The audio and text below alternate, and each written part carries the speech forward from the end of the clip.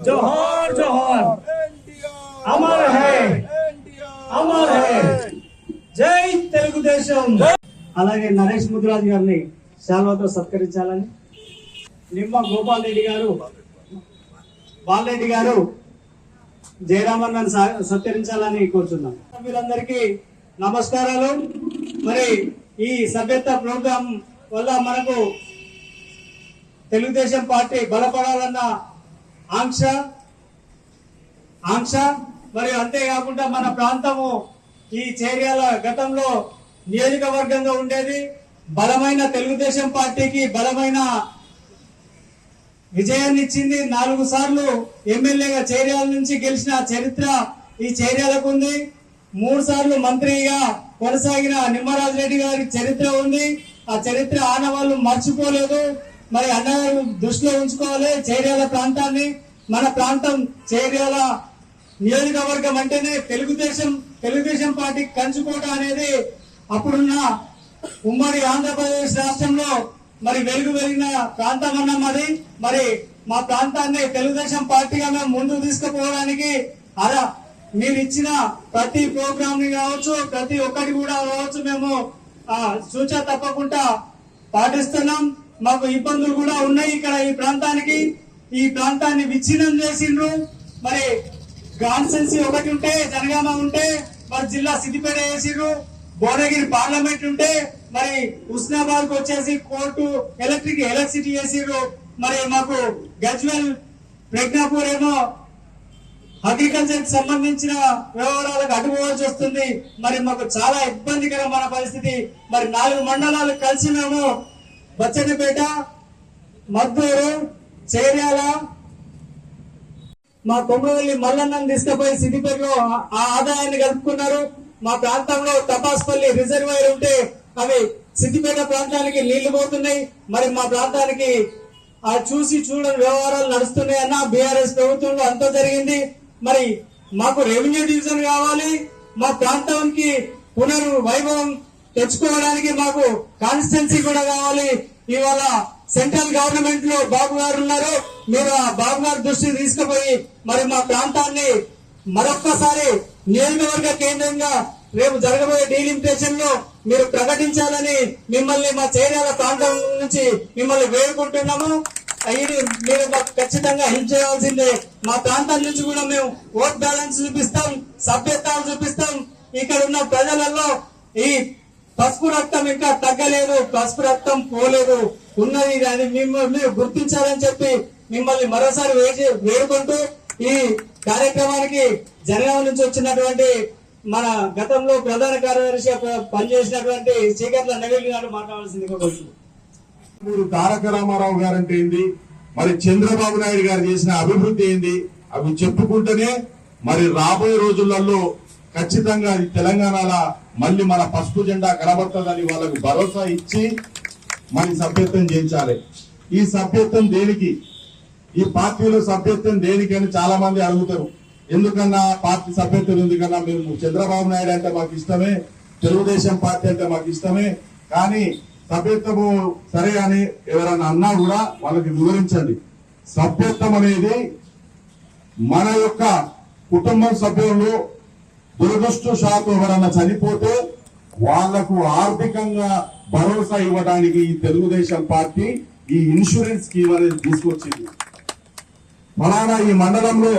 ఒక వ్యక్తి చనిపోతే అరే ఆయన మన తెలుగుదేశం కార్యకర్త ఆయనకు మనము భరోసా కల్పించాలని నారా లోకేష్ గారు ఇన్సూరెన్స్ పాలసీ ఏదైతే 2 లక్షలు ఉన్నదో అది 5 లక్షలకు చేయడం జరిగింది మనం అనుకుంటాం మనం అంటే చనిపోయినప్పుడు కదా అని కానీ ఎప్పుడు ఏ టైం ఎలా ఉంటుందో తెలియదు ఈ మండల కార్యకర్తలను కాపాడుకునే బాధ్యత ముఖ్యులు మీరు 10-20 మంది ముఖ్యుల మీద బాధ్యత ఉంటది మీరు సభ్యత్వం చేయించండి ఏ రోజైతే ఇక్కడ దురదృష్టం శాతం జరుగుతుందో ఆ రోజు తెలుగుదేశం జెండా పట్టుకోపోయి నువ్వు ఆ రోజు సభ్యత్వం చేసుకున్నావు ఇగో ఇది నీ 5 లక్షల చెక్ అని వాళ్ళకి అప్పచెప్తే వాళ్ళ ధైర్యము గాని వాళ్ళ ఇంట్లో కుటుంబం గాని వాళ్ళ పరిస్థితి ఎంత గట్టిగా ఉంటుందో మీరు ఆలోచించండి.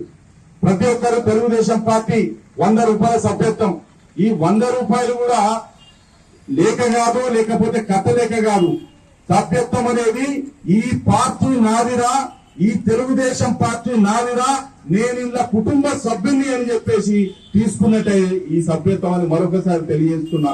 ఎందుకంటే అక్కడ ప్రజలు, ఆంధ్ర సోదరులు, అక్కడ ప్రజలు నిశ్శబ్దంగా ఉన్నారు. నిశ్శబ్దంగా ఉండి ఓటు అనే హక్కుతోటి కొడితే ఆ వైఎస్ఆర్ సిపి పాతాళానికి పోయిందా లేదా అని మరొకసారి తెలియజేస్తున్నా. ఇక్కడ కూడా చాప కింద నీరు లాగా ఇట్లనే మండలాల్లో మీటింగ్ పెట్టుకుంటూ, కాన్స్టిట్యున్సీ లెవెల్లో మీటింగ్ పెట్టుకుంటూ, మరి పార్లమెంట్ లెవెల్లో కూడా మీటింగ్ పెట్టుకుంటూ మనము మన జెండా చూపియాలి. ముఖ్యంగా మన జెండా చూపియాలి ఈ ప్రజలకి ముందు అంటే ప్రతి ఒక్క యువకుడు, మరి యువకులు కూడా మీ బండి మీద తెలుగుదేశం స్టిక్కర్ వేయండి. మీ సోషల్ మీడియాలో మీ సభ్యత్వం తీసుకుంటారో ఆ సభ్యత్వం ఫోటో పెట్టండి. మీ కారు అయినా లేకపోతే 2 వీలర్ ఉన్నా దానికి జెండా కట్టుకొని తిరగండి. ఎందుకంటే ప్రజలు చూస్తారు, మళ్ళీ ఈ రామన్న పెట్టిన పార్టీ కార్యకర్త తిరుగుతుండ్రు. ఏం ప్రజలారా, ఇక్కడ ఉన్న మిత్రులు అడుగుతున్నా, ఏదన్నా ఎంఆర్ఓ ఆఫీస్ పోను, ఏదన్నా ఆర్టీఓ ఆఫీస్ పో, ఏదన్నా కలెక్టర్ ఆఫీస్ పో, నువ్వు ఏందయ్యా అంటే నేను తెలుగుదేశం పార్టీ కార్యకర్తని అంటే వాడు కూర్చోలేకపోతే మీరు నన్ను నిలదీయండి. ఎందుకంటే తెలుగుదేశం పార్టీకి ఉన్న కార్యకర్తకున్న క్రెడిబిలిటీ ఏ పార్టీకి లేదు, ఏ పార్టీ కార్యకర్తకు లేదు.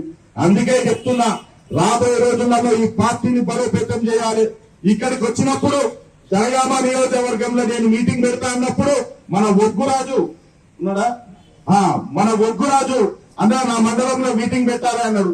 సరే రాజు, నువ్వు ముందుకు వచ్చినావు, నువ్వు పెట్టాలి, నేను కూడా వస్తా, విజయవంతం చేద్దాం అనుకున్నాం. అయినా సమస్య లేదు. నాకు ఏదో ఇప్పుడు ఇక్కడ వచ్చి నేను అర్ధగంట మాట్లాడిపోతే నా పని కాదు. నా పని ఏంటంటే మీరు ఇలా సాయంత్రం కూర్చోండి, ఊరు చెరువు మండలంలో కూర్చోండి, ఊరుకాడ కూర్చొని మరి పార్టీ సభ్యత్వం ఎలా చేయాలని ఆలోచించండి. ఓటర్ లిస్టు తీసుకోండి, ఆధార్ కార్డు సేకరించండి, మీరు సభ్యత్వం చేయండి. ఎక్స్ప్లెయిన్. చర్యల మండలంలో మరి పార్టీ సభ్యత్వం రావడం జరిగింది. ఎందుకంటే పార్టీ సభ్యత్వం అనేది చాలా ముఖ్యం. ప్రతి పార్టీలో వాళ్ళ ఐడెంటిటీ కానీ లేకపోతే వాళ్లకు ఒక భరోసా కానీ ఇచ్చేది ఒక అంటే ప్రతి పార్టీ ఉంటుంది. ఆ పార్టీలో చేరాలి, సభ్యత్వం తీసుకోవాలి. తీసుకున్న తర్వాత దానికి ఏ విధంగానైతే మనకు ఇన్సూరెన్స్ పాలసీ అనేది ఏదైతే అటాచ్ చేశారో మరి కార్యకర్తలను కాపాడుకోవడానికి మరి నారా లోకేష్ గారు 2 లక్షల నుంచి 5 లక్షలను చేయడం జరిగింది ఇన్సూరెన్స్. అదేవిధంగా సభ్యత్వం తీసుకున్నాక ఏదైనా యాక్సిడెంట్ అయినా కూడా దానికి కూడా ఇన్సూరెన్స్ ఉన్నది. అదేవిధంగా మరి ఈ మధ్యన పార్టీ కూడా మరి మట్టి ఖర్చులకు కూడా ఒక 10,000 ఇస్తామని కూడా వాళ్ళు చెప్పడం జరిగినది.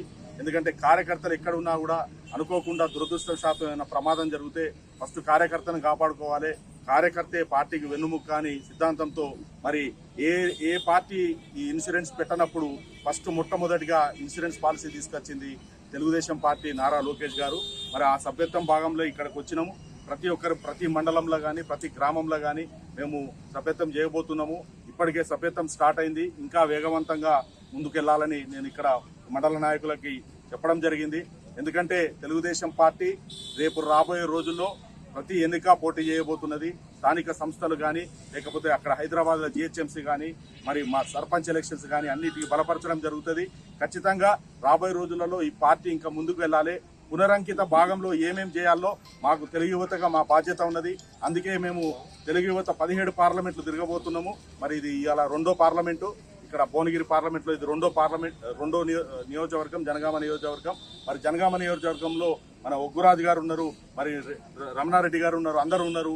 ఇక్కడ పార్టీని ముందుకు తీసుకెళ్తామని వాళ్ళు కూడా కంకణం కట్టుకున్నారు. ఖచ్చితంగా సభ్యత్వం చేసి మేము ముందుకెళ్తాము. మరి పార్టీని రాబోయే రోజులలో తెలంగాణలో ఖచ్చితంగా రెపరెపలాడే దిశగా మేము తీసుకుపోతాము.